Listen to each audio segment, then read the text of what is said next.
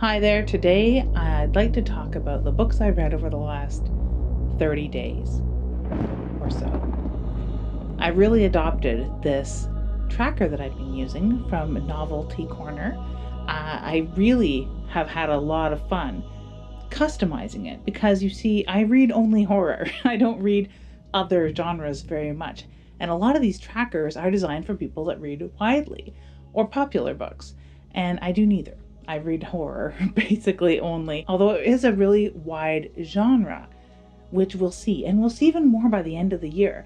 So it promises to give a little more in-depth wrap-up at the end of the year. That's one thing that I'm excited about, but I can bring you now these monthly updates.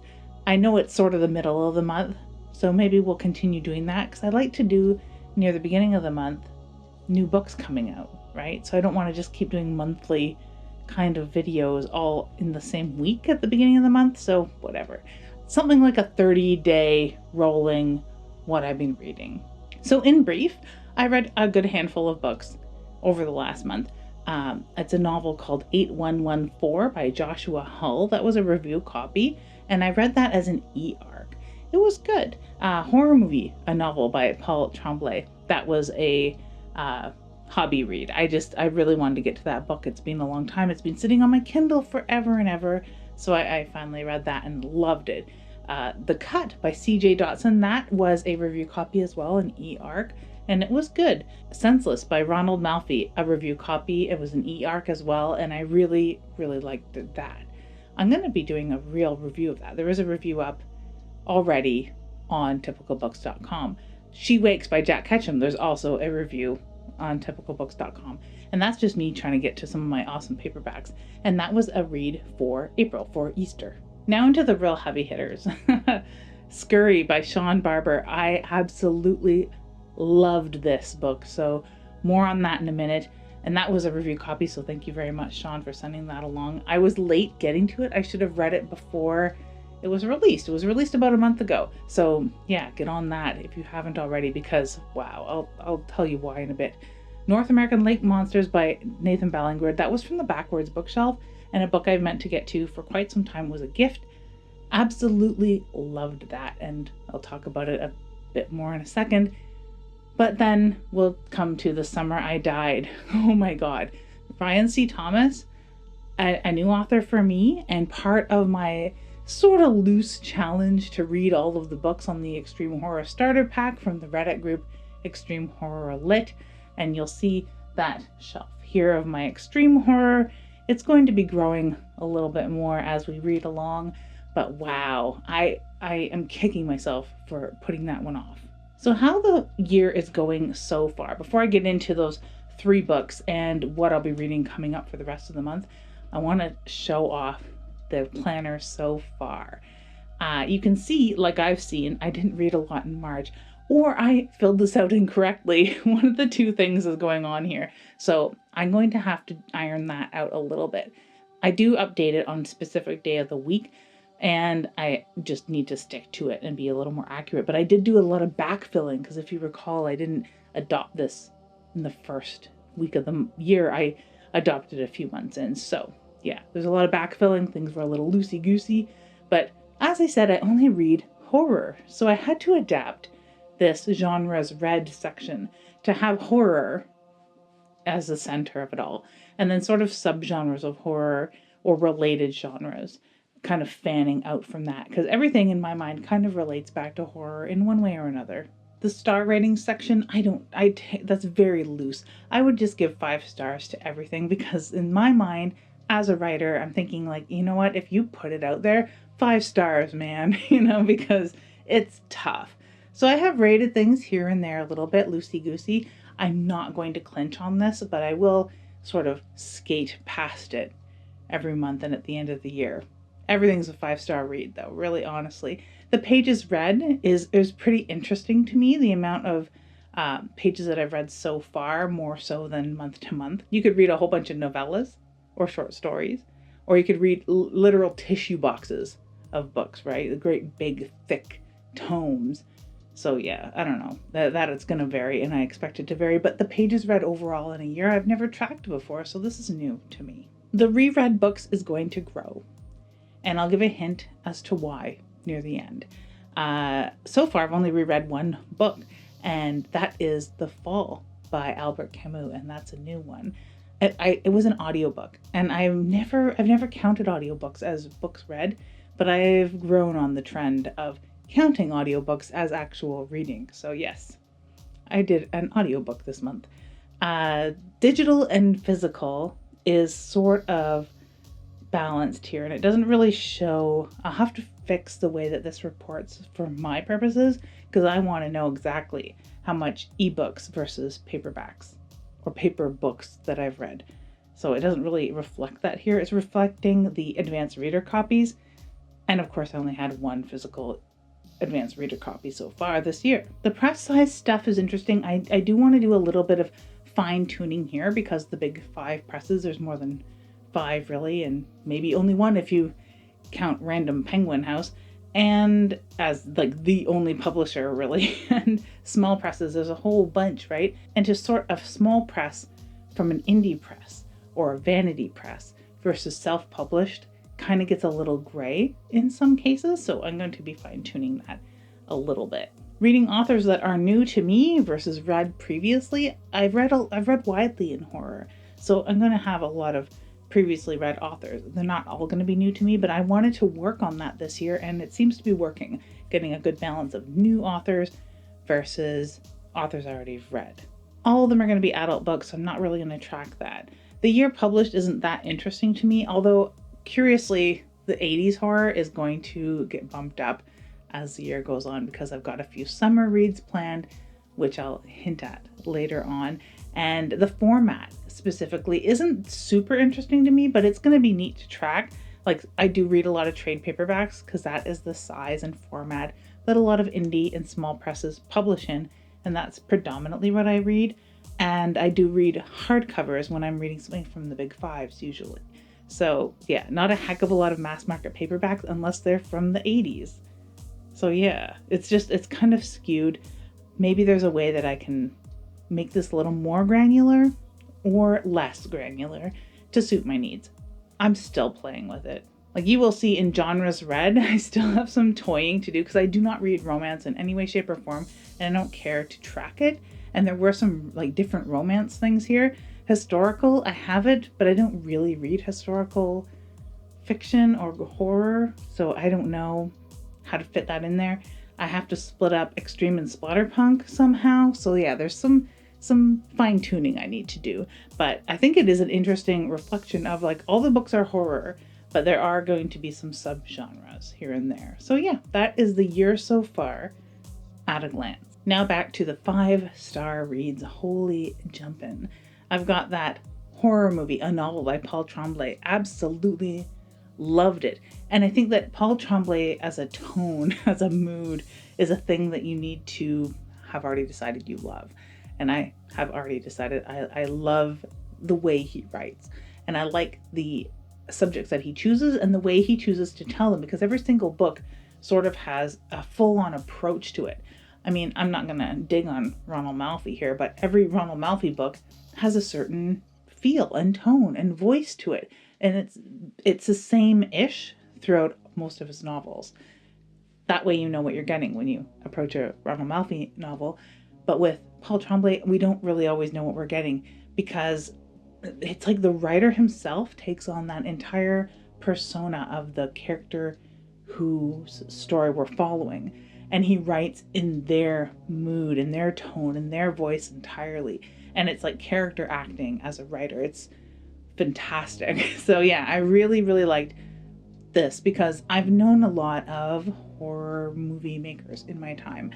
And I've seen a lot of projects just die the way that the project in this story died. In June 1993, a group of young guerrilla filmmakers spent 4 weeks making horror movie, a notorious, disturbing art house horror flick. The weird part, only 3 of the film scenes were ever released to the public. But horror movie has nevertheless grown a rabid fan base. 3 decades later, Hollywood is pushing for a big budget reboot. The man who played the thin kid is the only surviving cast member. You can see why I was absolutely intrigued by this summary. He remembers all too well the secrets buried within the original screenplay, the bizarre events of the filming, and the dangerous cross lines on set that resulted in a tragedy. As memories flood back in, the boundaries between reality and film, past and present, start to blur. And this is handled really well in the manuscript as we're reading, and even like what the guy who played the thin kid is going through, speaking with Hollywood, big Hollywood at this time, and this reboot of the film he was in that he is now part of, and the original script that we get to see in the book. It happens to you as the reader too. The lines begin to blur. But he is going to help them remake the film, even if it means navigating a world of cynical producers, egomaniac directors, and surreal fan conventions, which is a really good part of this book. Demons of the past be damned, but at what cost? Now, yes, the convention part of this book, I've read a few things. T.E.D. Klein wrote a really good essay about visiting Necronomicon, I believe, I guess is the con he was writing about. And it just transports you to the convention floor. And I really, really liked that. And so does this as well. And the way that people behave around lesser known, unknown, or, mystery films. I mean, there's a very small list in the common contemporary time of films that were touted that didn't come out. It's pretty rare, actually. But it would be neat to see somebody at a convention that was in a film that was never released but has fans. He handles it really well. So yeah, needless to say, I absolutely loved a horror movie. Reminded me of the movie Cub to a certain degree. If you've seen Cub, there's things about that film and the person creature in it that remind me of what they're going for in the original film, and how it actually ends up sort of reminds me quite a bit of that. It's not unlike Pallbearer's Club, so if you read Pallbearer's Club, I think this is a lot better. And a review copy, I had an e-arc of Scurry by Sean Barber, and like I said, I was late getting to it, so I wish I would have had this review to talk about to entice everyone to read it as a pre-release, but hey, whatever, here we are. I'm stoked. This book is really good. I remember talking about the cover, and the synopsis is what enticed me to get back in touch with the author, even at a late date, and ask if I couldn't read it. It's not a gift she ever wanted or asked for, but ever since she was a child, it's marked her as different. And in the suburb of Hillygreen, different is just about the worst thing that a person can be. After a lifetime as a social pariah, culminating a bloody and terrifying encounter with a deranged murderer, Caddy left suburbia and never looked back. A decade has passed since then, and now a call from her sick mother brings Caddy home. Not much has changed in Hillygreen. The houses are still beautiful and the lawns are still immaculate. The people still smile and gossip quietly, judge their neighbors, and the serial killer that Caddy narrowly escaped from all those years ago is still here watching her. And he has his own gifts, he has his own pride, and he has no intention of letting the Roach Girl slip through his fingers once more. Now, the reason they call her the Roach Girl is that there is this power that she has to telepathically commune with roaches, cockroaches, roaches, all the different roaches. She actually becomes an etymologist later in life and is going for her doctorate and is a very successful bug lady, even though at a very young age in kindergarten, she could call on the roaches to sort of do her bidding.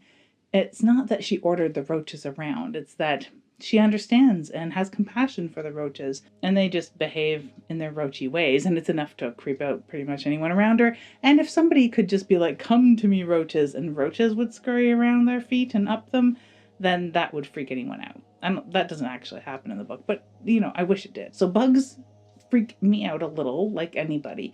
I'm not deathly afraid of bugs. If a bug is crawling on me, I can touch it and take it off. I just don't want it to be crawling on me. And they do, if I look down and see a bug, it freaks me out. Anyway, so that works very much in horror. Serial killer horror works very much. I really liked this because it was sort of edging on splatterpunk. It's not super gory, and that's not it at all. But it's the punk part of the splatterpunk. It's the way that this kind of subculture girl navigates being an outcast, and an outcast for many reasons. The music she listens to, the friends she has or doesn't have, the old friends she used to have, everything is just weird. And I've been that weird kid. So I really, really related to Caddy in this book. As a horror fan, you can probably relate a little bit to having interests outside of the norm compared to like the vast majority of, say, your workmates or classmates. So you can probably relate to her on that level at the very least. And if you're interested in things like, Willard, that was a famous story of somebody that could telepathically control a creature. Sand Kings, there was a telepathic element to George R. R. Martin's famous novella, Sand Kings. So if you enjoyed that, you can find some enjoyment here, I am very, very sure. And of course, it reminded me a little bit of Harry Potter and how they can commune with animals. So it's like that in a very grown-up, dark, and menacing way. Depending on how you look at it, because the way that roaches are explained in this book, it's super sympathetic, and you will feel a lot of compassion and sympathy and get to know the little critters the same way that Caddy does. So to have you really feeling for these little tiny creatures that typically gross everybody out is a really cool feat that Sean Barber has pulled off. So if you haven't read Scurry or haven't read any Sean Barber before, definitely pick this up because I had a lot of fun with it.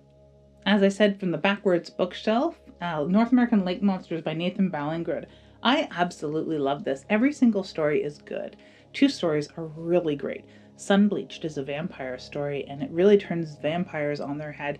I really, really like this, and it was menacing and creepy. I don't usually like stories that revolve around kids and broken homes and such, but the way that this is told is just menacing and fantastic. It's like Lost Boys, but gone extremely, extremely dark. Speaking of extremely, extremely, extremely dark and broken families, wow. The final story in this, The Good Husband, is so dark, so good, so wonderfully told. It's sticking with me quite a lot. I really, really enjoyed that. Like I said, the whole collection's really good, so anyone that had recommended it was bang on. Absolutely love this. Now, the best thing I've read probably in a while. Oh wow, Ryan C. Thomas, The Summer I Died. I am looking forward to reading more. But I will say, this is not for everyone because you could argue that halfway through, from the middle to the end, the plot just sort of falls apart because it's really life or death. It's just a life or death situation. But that's what I love about a lot of horror movies. You talk about a lot of slashics where there's no paranormal entity whatsoever. There's no paranormal or supernatural thing within this sort of horror. It's straight up horror and it's man versus man sort of stuff. And it is dark. The last half kind of reminds me of The Fallen Boys by Aaron Dries, which is a book I'm a big fan of. And yeah, it does devolve into torturous, very, very gory torture. That is the last half of the book. And being a fan of extreme and splatter books, I absolutely love this. And as I'd mentioned previously, this is part of the Extreme Horror Lit Reddit group's Extreme Horror Starter Pack that is constructed by Klaus Kenyon, who also has a book out coming soon, that The Summer I Died. Wow. I really love this. And once I have more of that Extreme Starter Pack done, I'll be picking up more Ryan C. Thomas books, specifically the ones that follow this story. When Roger Huntington comes home from college for the summer, he is met by his best friend, Tooth, who knows they're going to have a good time. A summer full of beer, comic books, movies, laughs, and maybe even girls. The sun is high and the sky is clear, and Roger and Tooth set out to shoot beer cans at Bobcat Mountain. Just 2 friends catching up on a lost time, 2 friends thinking about their futures, 2 friends suddenly thrust into the middle of a nightmare. This is, the first half of this book is such a great character study, and for a debut novel, from what I understand, this was Mr. Thomas's first book. Wow, it's very good. The foreword actually elucidated me there, but yeah, wow. I was very taken with these characters. Normally, a character with a goony name like Tooth, I'm not very interested in, but it works here because it's explained and you get to know these guys. And you can really picture yourself out there shooting cans in the middle of this country road at the base of a mountain, and the scream piercing, the wilderness, absolutely destroying your summer idol. Now, they're not like really well off guys, they're not jocks or living a charmed life. They're just some very regular dudes. So I think that's part of why I can relate to them. And they have this sort of like hot, boring summer to a T. Everything's sweaty, everything's boring. They have nothing better to do than to go shoot cans. And it's really captured. So you could say it moves very slow in the first half and then lightning speed, blood splattered, gore hell ride through the last half. But I absolutely love that because that's sort of how it happens, right? You're just having a normal day until all of a sudden tragedy strikes in the form of a scream of a woman piercing the wilderness. And if you've ever been just sort of minding your own business and all of a sudden hear a blood curdling, gut wrenching, help me scream, then you'll kind of know how these guys are feeling. Forced to fight for their lives against a sadistic killer with an arsenal of razor-sharp blades and a hungry dog by his side, if they are to survive, we must decide, are heroes born or are they made? Or is something more powerful happening to them? And more importantly, how do you survive when all roads lead to death? Wow, very much a life or death situation, a struggle to survive. It's a very hopeful book in that way, even though at the end it's just tragic. It's just sad. But wow, getting there, I had a lot of fun. Absolutely enjoyed this. I read this entire book in one sitting. So yeah, there is a little bit of a forward for the follow-up book, Born to Bleed, in the end that I didn't read because I'm going to read it eventually. I read the first page of it and was like, yeah, I definitely want to read Born to Bleed to follow up The Summer I Died. If you like Texas Chainsaw Massacre and horror that doesn't have a supernatural element like I do, then I highly recommend that if you haven't read it. So many people seem to have already read it because it's been highly recommended. So yeah, another recommendation if anyone's ever made it that was absolutely bang on. I loved it. So how is the rest of the month shaping up, you ask? Pretty good. I have Cold Chills by Robert Bloch, short story collection, which I really do like short story collections.